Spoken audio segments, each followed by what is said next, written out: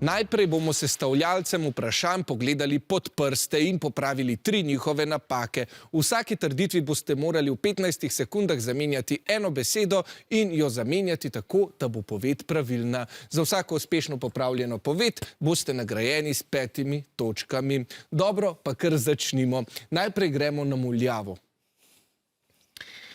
Josip Jurčič je v zgodovinski povesti Jurij Kozjak pisal o janičarjih, taborskih cerkvah in dogodkih značilnih za obdobje habsburških vpadov na slovensko ozemlje v 15. stoletju. Kje se tukaj le skriva napakica?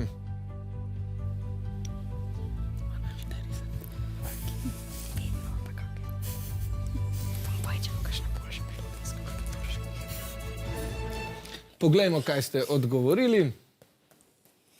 Turških in pa turških je to tudi pravilen odgovor. Poglejmo. Seveda, pisal je o turških vpadih. Habsburžani so vpadali na malo bolj sofisticiran način v naše kraje. Dobro, naslednje vprašanje pa bo športno. Slovenska ženska rokometna reprezentanca je nastopila na 6 svetovnih prvenstvih in najvišjo uvrstitev, 8. mesto, dosegla pod vodstvom trenirke Marte Bon leta 2003 na Hrvaškem.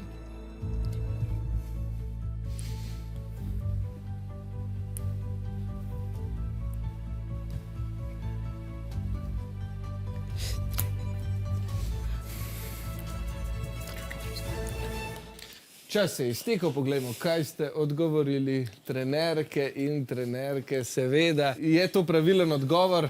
Preverimo še, seveda, trenerke. Trenirke so pa imele verjetno rokometašice oblečene na ogrevanju. Odlično, torej 5 točk za obe ekipi. Zadnjo napačno trditvijo pa se sprehodimo od Vardarja pa do Triglava. V vseh 7 državah z območja nekdanje Jugoslavije je uradni jezik eden od jezikov iz slovanske jezikovne skupine, v Severni Makedoniji in na Kosovu pa je uradni tudi neindoevropski jezik bolgarščina.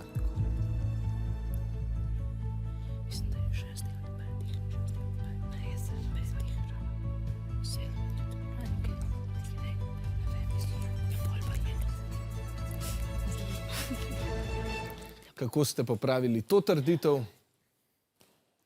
Albanščina, rumeni vijoličasti pa ste pustili prazno. Se bodo Gorenjci veselili? Seveda, 5 točk za Gorenjce, res je neindoevropski jezik. Albanščina je tudi na Kosovu in v Severni Makedoniji uradni jezik.